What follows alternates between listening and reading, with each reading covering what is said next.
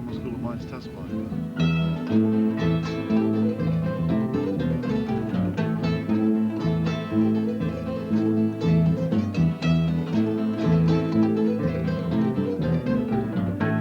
John Bullock used to, one of the first things John Bullock used to say was, or give them grief about, was timekeeping. So really lay the law down and sort of frighten them really. Got in first and frighten them. And then they all jumped at that when he came around and respected him. Well, I can't seem to get that sort of respect from the students. I'm too pally with them, I suppose, in a way, but John had that little bit of distance, which is quite good in some respects.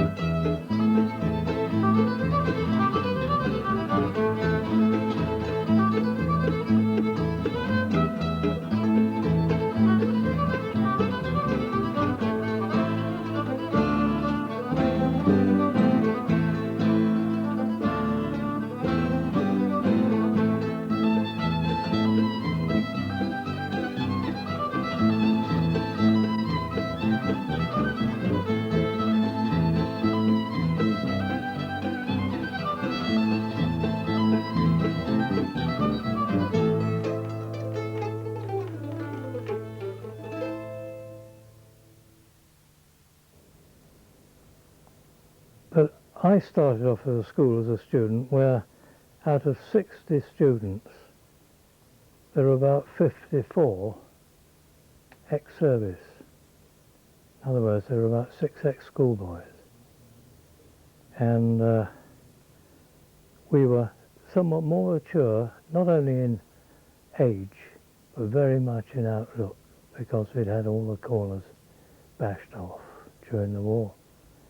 And I think there was, for 3 or 4 years after the war, quite a difference in the students. We worked hard, we played hard. I think that went for students who were here in the 60s, but in the 70s onwards, I noticed there was a sort of difference. They came, oh yes, this is what mining's about. And then they started to gravitate towards other things. Not that that's bad in any way. Some of them have been very successful in the city, for example. But there have been changes that way. There was considerable changes in the course, which altered probably their approach. We were a bit more practical.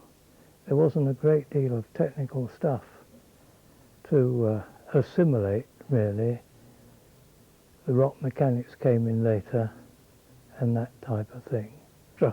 Well, I can remember we had a principal called George Whitworth.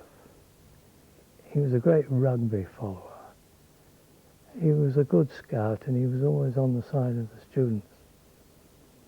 If there was any problem with smokers and things like that, all the aftermath of smokers, the police used to come to him, just tell him what had gone on, and let him deal with it. And he dealt with it in a very good way. And I can remember I was on the staff at the time,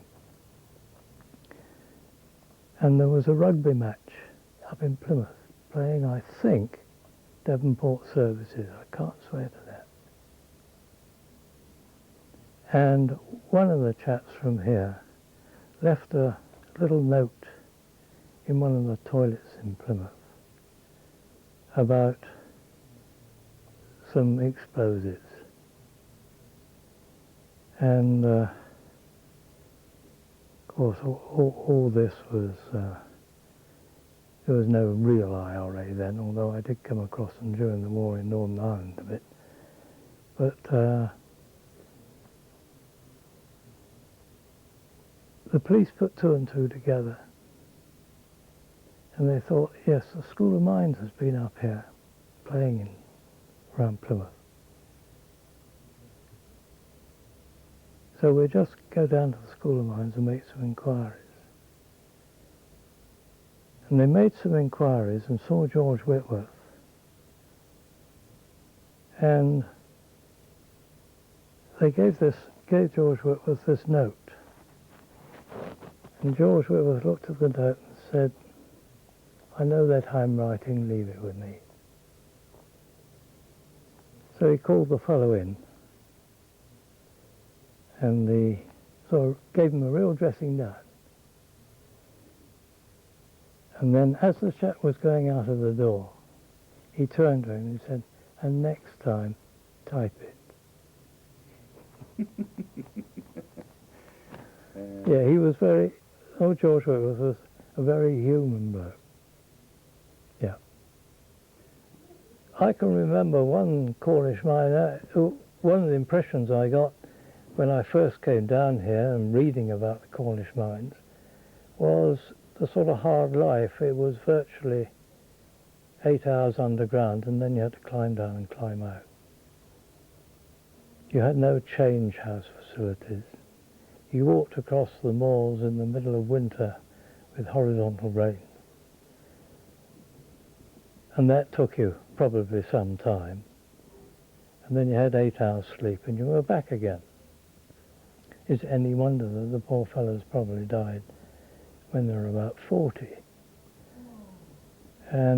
But I can remember a miner who was of that era in relatively recent times.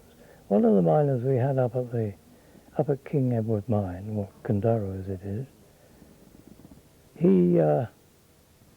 Tom Mitchell, he was here as a student, when I was a student, and he was also here for a short time when I came back on the staff.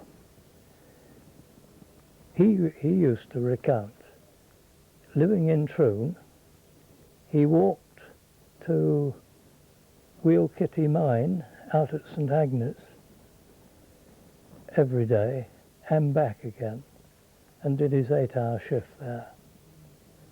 And that fellow, well, he's dead now, but he used to recount that in the 50s and early 60s, and he probably did that in the 30s.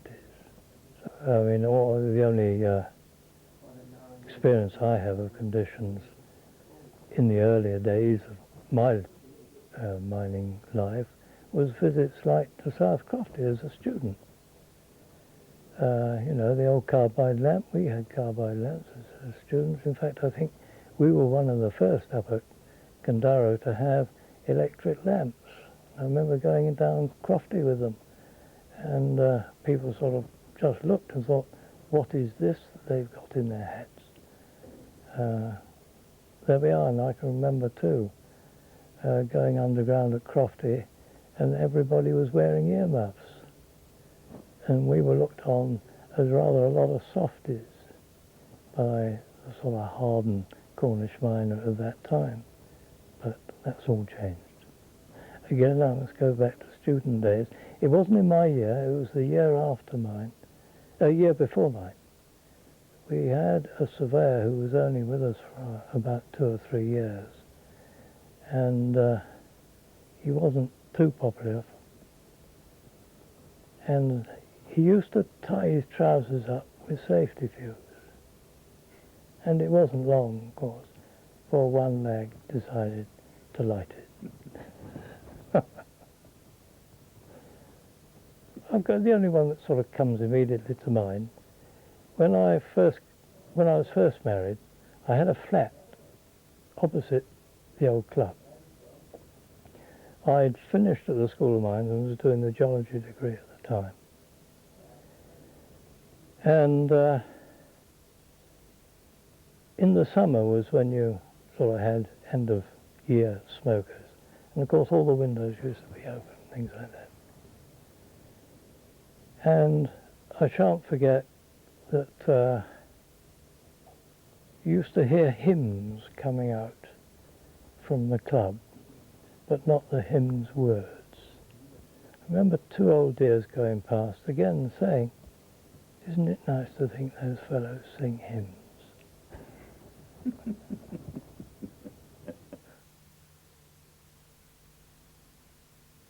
My vivid memories of what it was like when I first came. I've got particular memories of things that, important things that happened on the way through. It sort of worked out that things just got better and better and went faster and faster.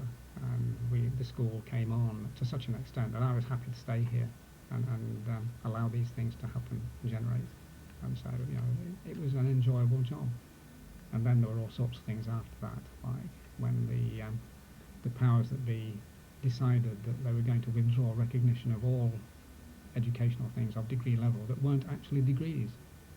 And the IMM and the Institute of Civil Engineers were in the forefront of having to insist that certain associate programs, and civils had quite a few as well, suddenly made themselves into degrees, and so the heat was on to get that done, and that was quite a traumatic period. Well, I suppose the funniest thing has to be the pig. You know of the pig. When this suite was infested with the contents of a sty, which included a small pig, one night. And I think, I don't know the names of everybody who was involved, but I'm sure there was a prime mover in that. And, it was hilarious, really. Fortunately, no real damage was done. The pig wasn't harmed, although it might have had a nervous breakdown afterwards or something, I don't know. But that was probably the silliest, hilarious thing that happened. I think without humour, what have you got? You've got a poor life for everybody. Staff don't enjoy it. Students certainly won't enjoy it if there's no humour in the situation. So, I've been one of those perhaps gifted people in a way, in the sense that I always see the funny side of almost everything. And sometimes that's not worked out to my advantage, because I've tended to laugh when I should have kept a straight face. And but yeah, there's a huge amount of humour in it, because the one constant quantity, you see, is that students don't really change. They think they're quite different from the guys who were here 10 years ago, 15, 20 years ago, 30 years ago, and whatever.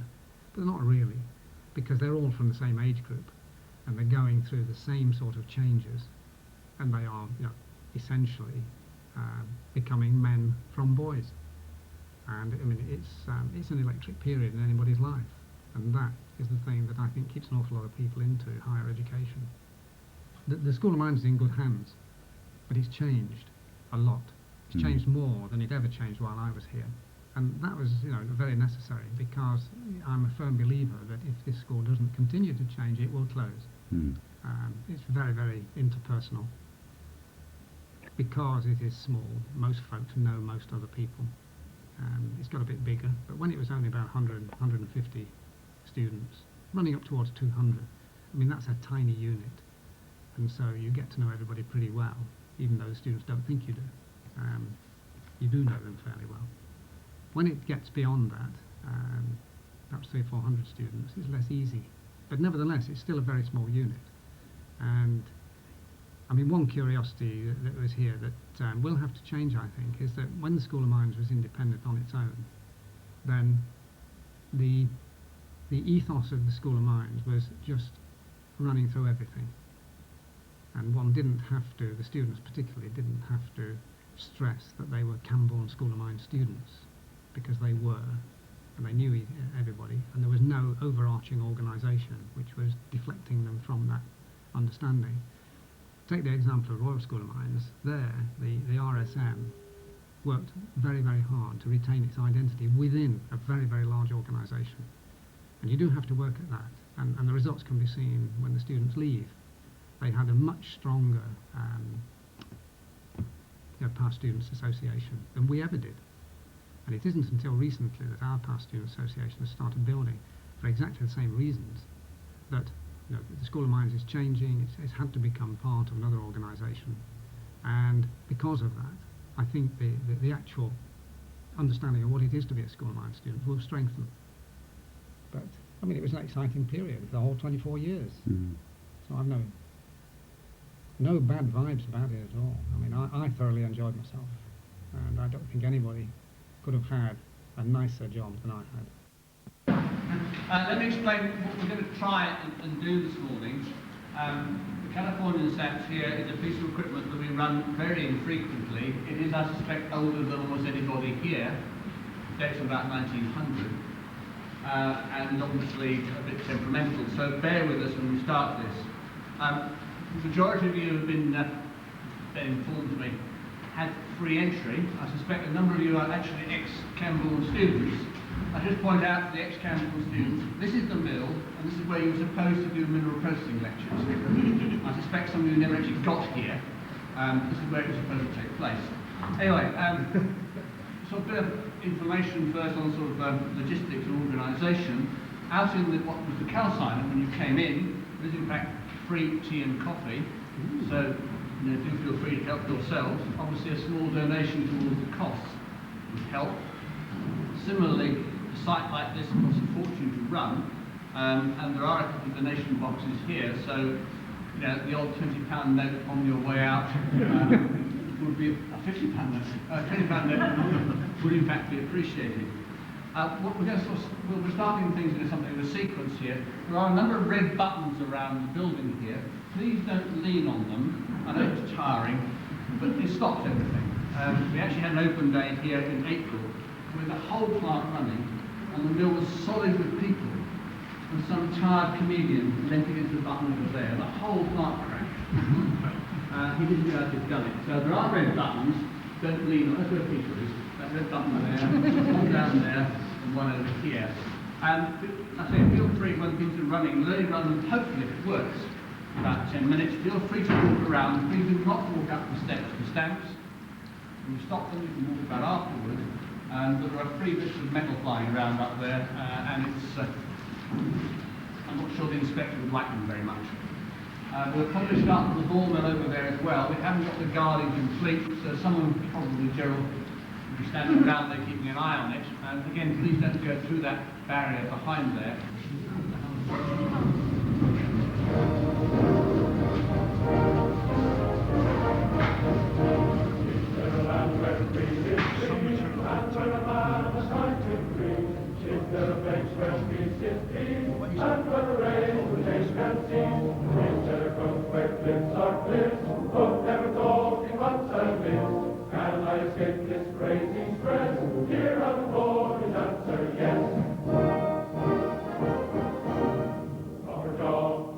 Across the Tamar,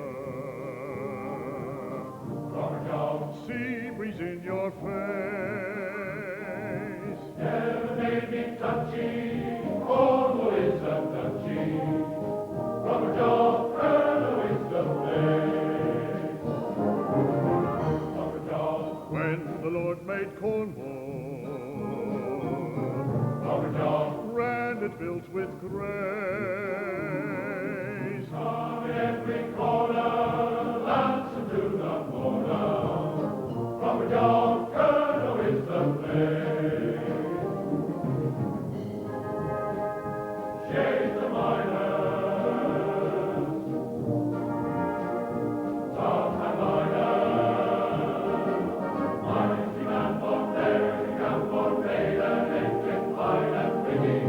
And if you must stand down in Truro Town, there's whiskey. Robert Jaw, Take a stroll up Fore Street, Robert Jaw, pasty in your hand. sour, sweet and spicy, have a bit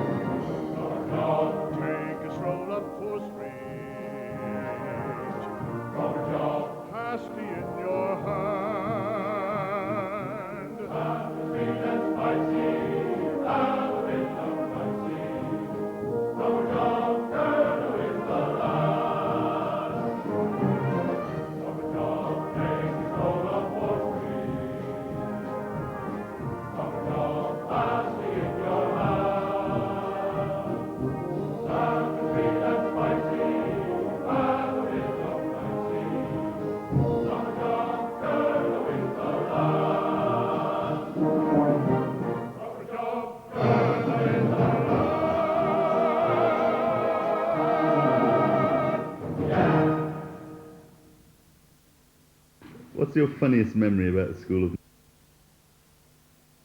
Teaching you. I didn't think I turned up to that many. You didn't. That's why it's a feature.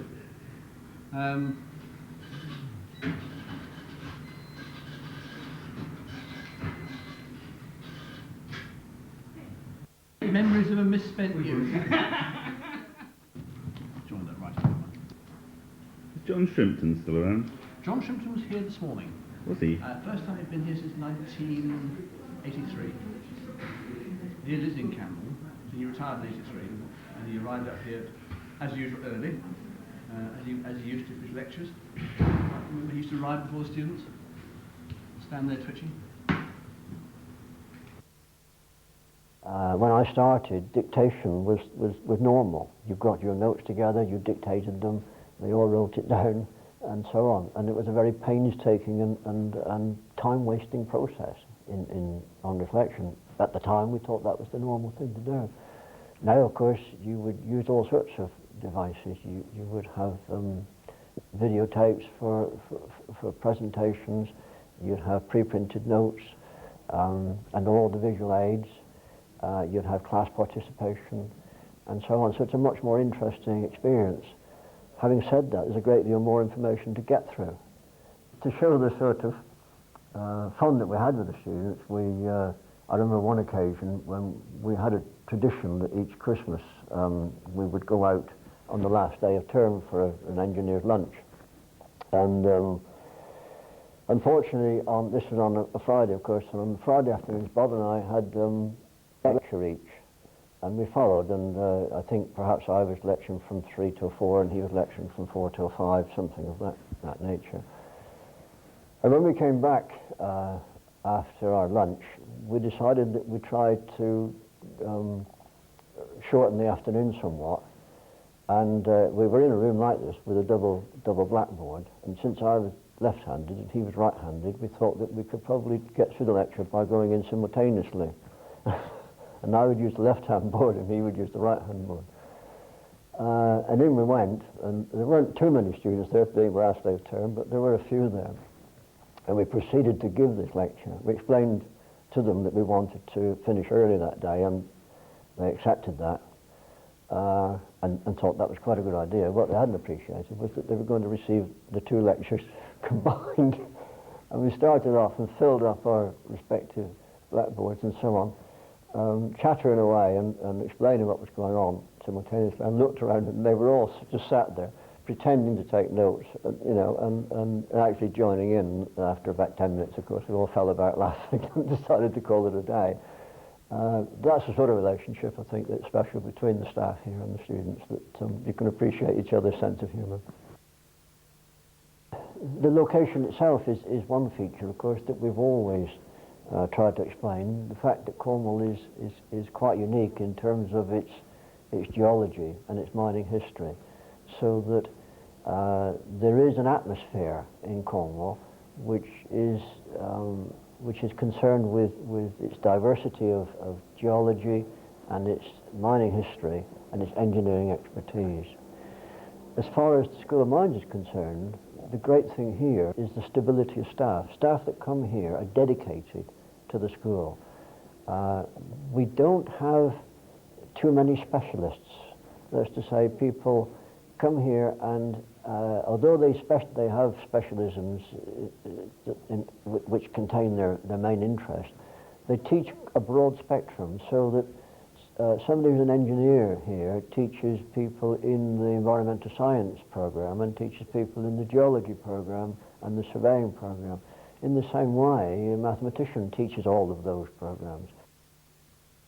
The thing about the School of Mines, which I most clearly remember, I suppose, actually, is really that it was a sort of like sense of tradition, because when I went there for my interview, and I was about 31 years old, the guy, dear Donald Andrews, who was the registrar and secretary and clerk to the governors at the time, had actually been in the job for 50 years, and I just couldn't, as a 31-year-old, comprehend this idea that he and Ken Julian, who was the bursar, had been there for such a long time.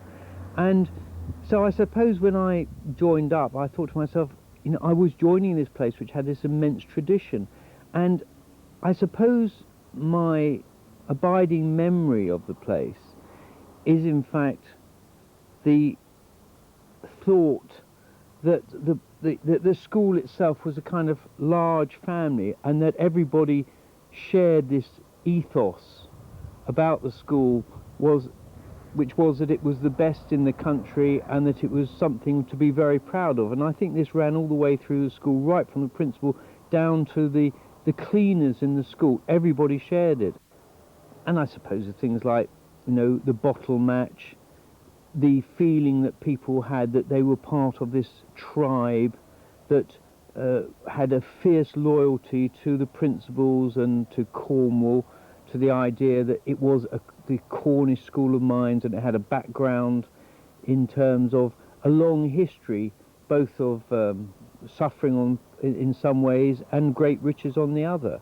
And the thing I think also maybe as registrar that I felt very much was that you were at the centre of this huge spider's web that stretched out all over the world, that there were students who would suddenly drop in and you say, where have you come from, so and so, and they say, oh, I've just dropped in from Brazil, or I've just come down, in fact, as one student did, out of the Amazon River, and was regaling me with stories about how he'd woken up and found an anaconda or something in his, trying to get into his bed alongside him, you know.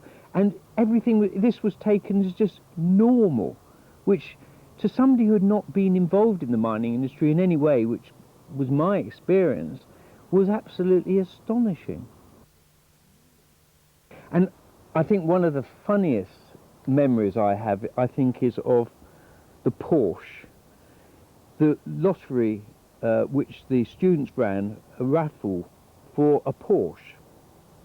And they went out and they sold the tickets during Rag Week, and at the end of the week the prize was claimed by somebody in Newquay.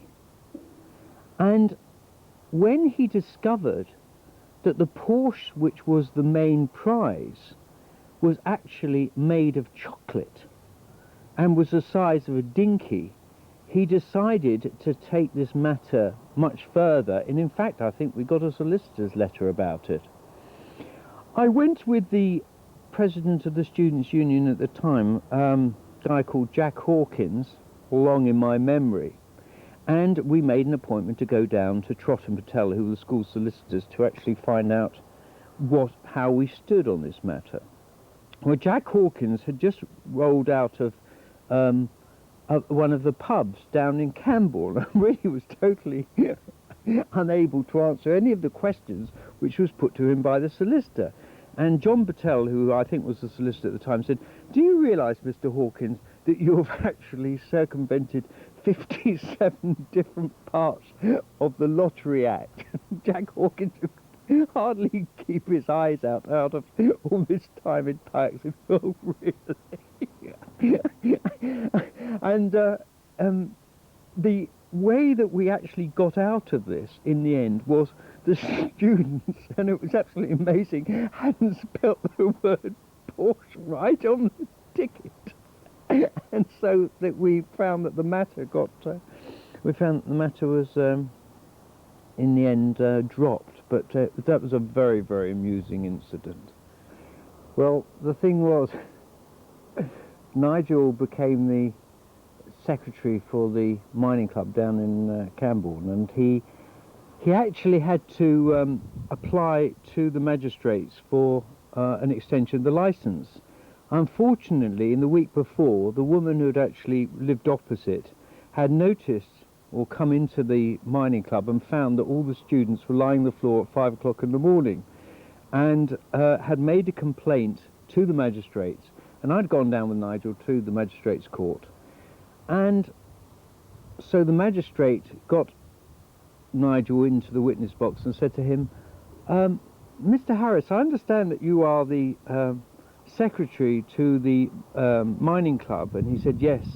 He said, can you explain why it was that in fact these students were found drunk in the club at 5 o'clock outside any kind of licensing hours, and why do you think we should give them to you? And he said, I think it was just a bit of a hoot.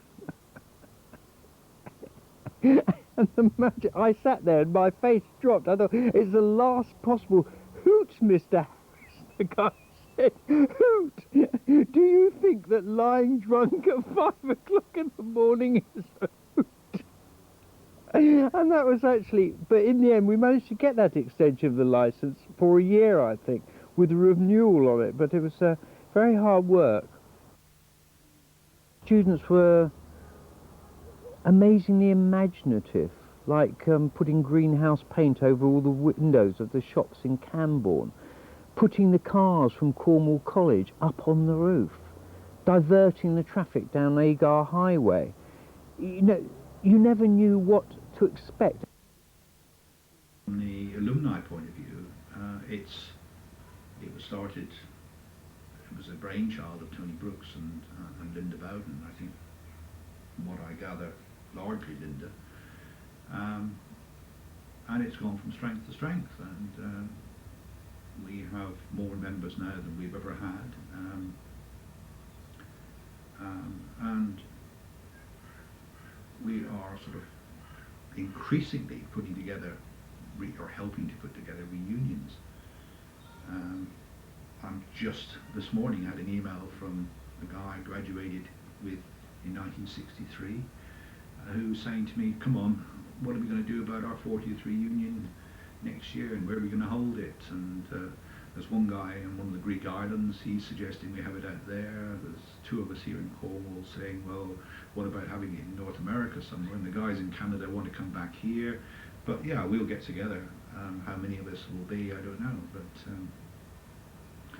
so yeah, I mean, there's, you know, but we, as I say, we're just mining engineers. But you know, if you look at the annual, you go to the annual dinners, you'll find, you know, the younger people, the people who graduated 3, 4, 5, 10 years ago, they're there in force, and they still have that camaraderie, perhaps even more so than we had. So, and you know, some of them are geologists, and some of them are environmental scientists, and some of them are mining engineers. It doesn't seem to matter. In fact, I would say that the people in the non-mining courses seem to have a stronger affiliation than the miners do. I mean, if you suggested putting a South Crofty in the middle of a town now, there would be total uproar, and it would never get planning consent. So I don't know. It's a sort of strange love-hate relationship, I think, that people had with the Cornish mining industry. I was there. I worked at Crofty for a number of years, and we always had continual problems with our neighbours. Not surprisingly, with blasting underground, with radon problems, but obviously with inevitable dust and with the Red River and all sorts of things, and people were always on our backs for one thing or another, perhaps rightly. And then as soon as it's gone, people seem to change and want it to be there and want it to re-establish itself. But you know, so you know, people soon pick up that sort of affinity with Camborne. I don't know why. Well, what's the object of the exercise, first of all?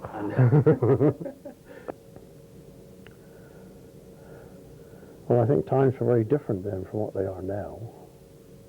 I mean, they were expected to turn up on time, and almost all of them did. If they didn't, we really told them the last cage was gone and you'd see them tomorrow. I think some of them did that intentionally too. I recollect one who turned up foolishly, of course, with some surfboards on his car one day, turned up late. So of course he was on a nice day, he was anticipating being sent home. Unfortunately, I changed my mind. I was much more accommodating on that day than I was to him previously. They've got even more light tables now, I think, so it's easier. they were the less adventurous who were using the light tables, I think.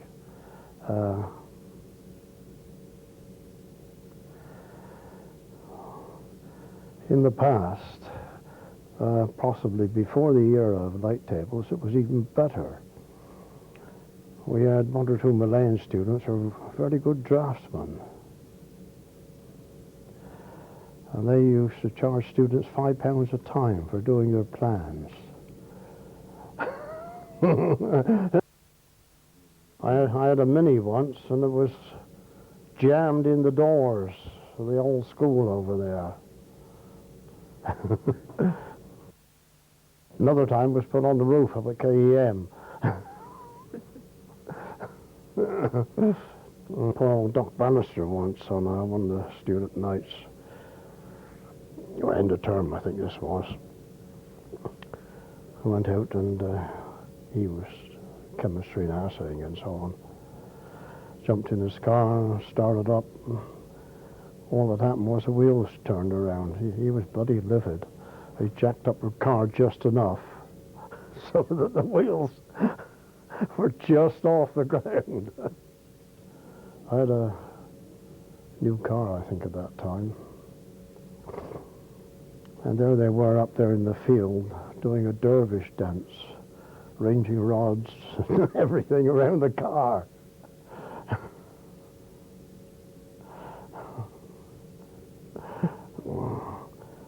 These are the things that sort of gave the backbone to CSM. Well, they got one great advantage on the new place, from what I understand. They'll be able to grow cannabis on the roof.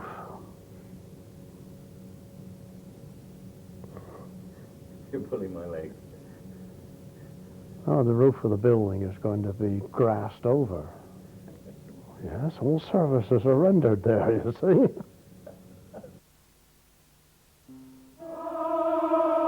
Good sword and a trusty hand, a merry heart and true. King James's men shall understand what Cornish lads can do.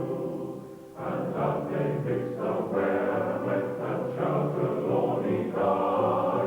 If 20,000 Cornish men will know the reason why. And shall Trelawney live, or shall Trelawney die? If 20,000 Cornish men will know the reason why. Ah, spake their captain brave, and roll the merry wight was he. In London Tower Michael's hold will set Trelawney free. We'll cross the Tamar land, and the Severn is no stay. With one and all and hand in hand, and who shall bid us stay? And shall Trelawney live, or shall Trelawney die? If 20,000 Cornish men will know the reason why. And when we come to London, all a pleasant sight to view. Come forth, ye cowards, all his men as good as you. Trelawney he's in Keene, and on Trelawney he may die. If 20,000 Cornish folk will know the reason why. And shall Trelawney live, or shall Trelawney die? If 20,000 Cornish men will know the reason why. And shall Trelawney live, or shall Trelawney die? If 20,000 Cornish men will know the reason why. The reason why.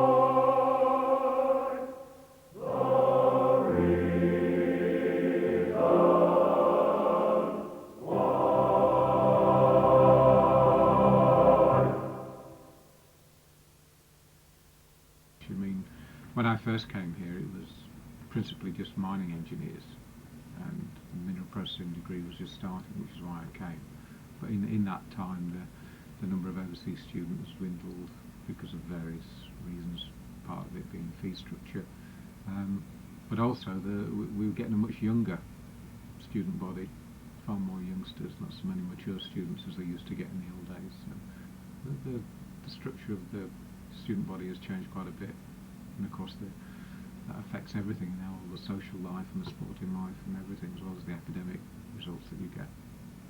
But, the older guys used to bring a different perspective on things into the classroom, which was very helpful. We still get a few of those, but not as many as we used to. There is one thing. It was I forget what time of year it was. Perhaps it was towards the end of a term, and I was teaching in the main lecture theatre. And one of the things about the door in the main lecture theatre is that if you just let it go, it makes a noise as it clicks to. And it was a class, and I was teaching this class, and every time I turned my back, I heard the door click. And by the end of the lecture, the room was just empty, and they'd slowly been filtering out, and that was they thought it was highly amusing. I thought it was quite funny. And there's a few things that happened in Ragweek, sort of like the hit squad, where they'd pay for people to come in with custard pies, and sort of depending on how much they paid, they would get a particular lecturer, various things like that. So yeah, there's been quite a few amusing incidents like that. John Shrimpton had his driveway bricked over one crazy week so that he couldn't get his car out, which he did overnight, things like that, all done in good humour.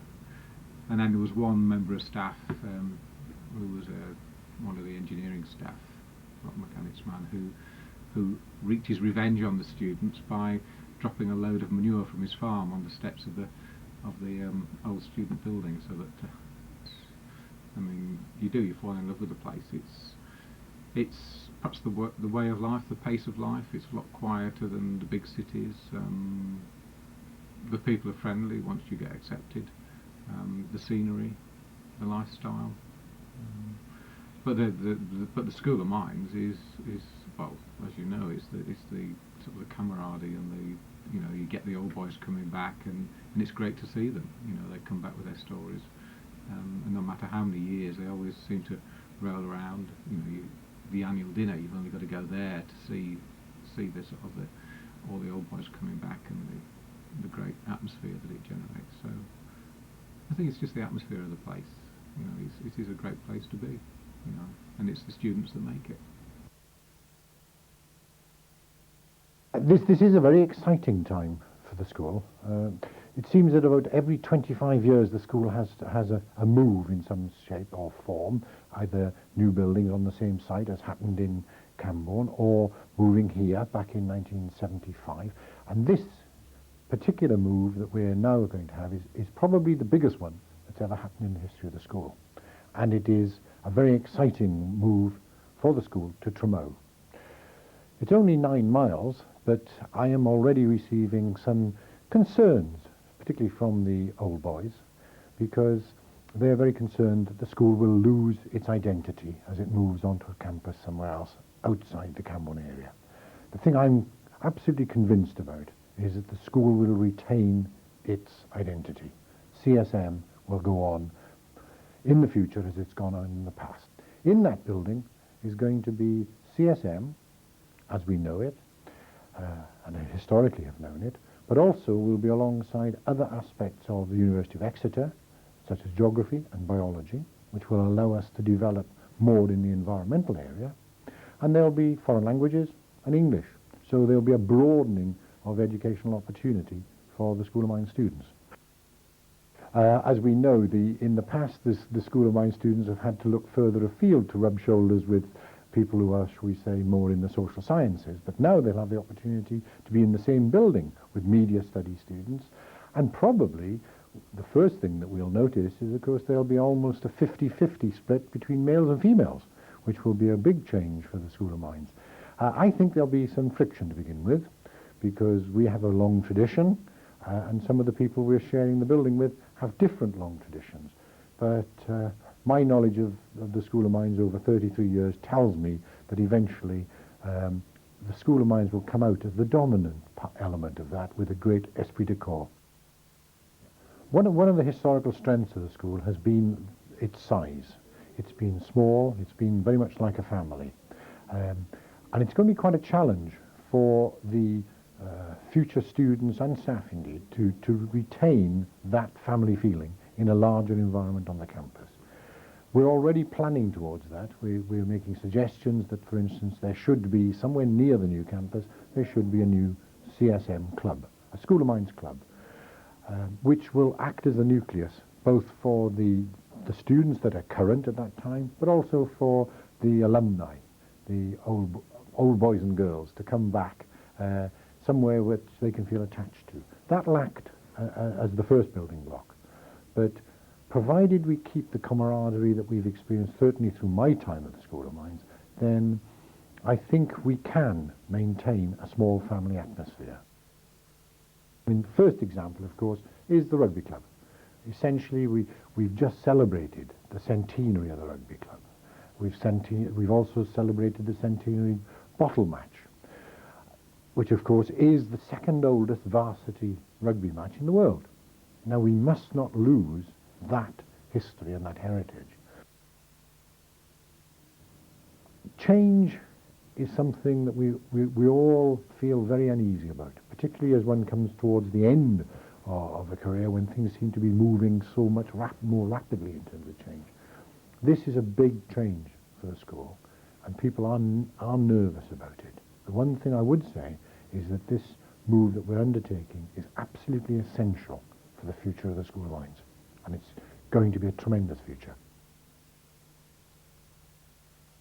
I look back over my 33 years at the school and think of all the fun times we've had. We've had incredible periods when student activities have caused some discomfiture, both to staff and to the local community, but they were done in a sense of fun, and there was never any vandalism in terms of the way in which students approached their fun making. We look over Crazy Week, which other universities call Rag Week, and we look back at some of the ones. One, of course, before I arrived, but stays in the memory of the school, was the famous footsteps from Trevithick's statue in the middle of Cambourne to the toilets in the middle of Cambourne and back, painted footsteps. That one lives in the archives and heritage of Cambourne. We had the rather unfortunate one when Peter Hackett was the principal, when a small pig was locked in this particular office over a weekend. And being a rather frightened pig, you can imagine the effect that had on the carpets, etc. We've had occasions when, yes, the underground activities at King Edward or South Cundurrow were slightly restricted by the fact that somebody had bothered to brick up the shaft.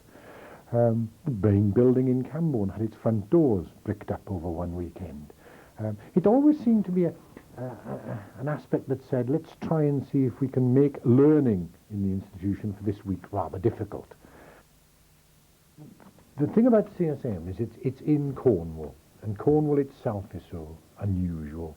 And after one is here for a while, it becomes increasingly difficult actually to remove oneself from Cornwall. What gets into the blood of people is an interesting question, because I came originally for 2 years, as did many of the staff in this building. I've stayed for 33 years, other people have stayed longer. We had a registrar in the past who was actually 50 years at the school. What is it? I think it's because it's at the toe of Britain. People have had to make their own entertainment. They're in a beautiful environment with the coast. The pace of life is different from the big cities. It is just generally the overall environment of Cornwall that is so attractive, and people get attached to it, and why people, ex-students in particular, come back so often, because they have fond memories. And we mustn't forget how the local population, particularly in Cambourne Redruth, actually have taken the School of Mines students to their hearts. They are very, very proud of being associated with the school, and that has given a certain feeling of warmth that the students, I think, themselves have appreciated, and why they come back years later, particularly to find their landladies, etc.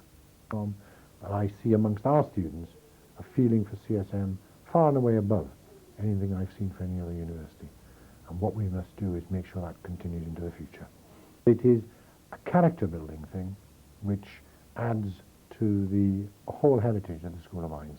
There are so many activities that took place, I couldn't recount them. I'm sure everybody that's been at the school has their own fond memories of, for instance, parading through kayaks, wearing absolutely nothing but holding hands, or being plunged, as even academic staff were when I first arrived, into the fountain in the middle of Camborne on that particular smokers' night. We can all remember it, and it's part of the tradition. I'm not quite sure what on our new site will be the equivalent of the fountain, but I'm sure the students will find something that's equivalent to the fountain.